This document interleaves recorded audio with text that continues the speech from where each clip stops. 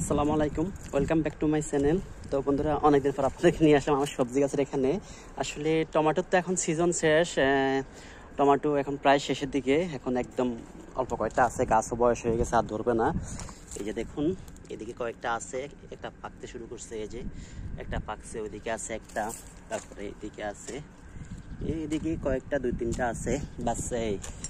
আর এদিকে আছে আমার এই যে পুঁইশাকের গাছ আছে, এই যে পুঁইশাকের গাছ, তারপরে এই যে পুদিনা পাতার গাছ, আর এটা হলো সরিষা ফুল। আর এখানে নতুন করে এখন আবার টমেটো গাছ হইতেছে। আর এখানে আমার লেবু গাছ আছে, এই যে এখানে পুঁইশাকের গাছ আছে, আর এটা তো সে বড়ই গাছ। এখানে বাকেটের লেবু গাছের সাথে যে টমেটো গাছ, এখানে কয়েকটা টমেটো আছে বাস।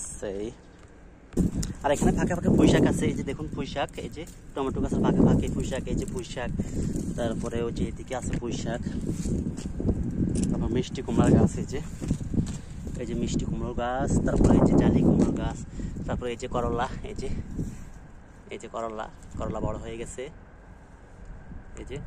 আর এই যে দুন্দুল গাছ এদিকে উপরের দিকে উঠতেছে। তো বন্ধুরা, আপনারা সবাই আমার চ্যানেলটি বেশি বেশি করে সাবস্ক্রাইব করবেন, লাইক করবেন, ভিডিওগুলো কমেন্ট করবেন, শেয়ার করবেন। সে পর্যন্ত আল্লাহ হাফেজ।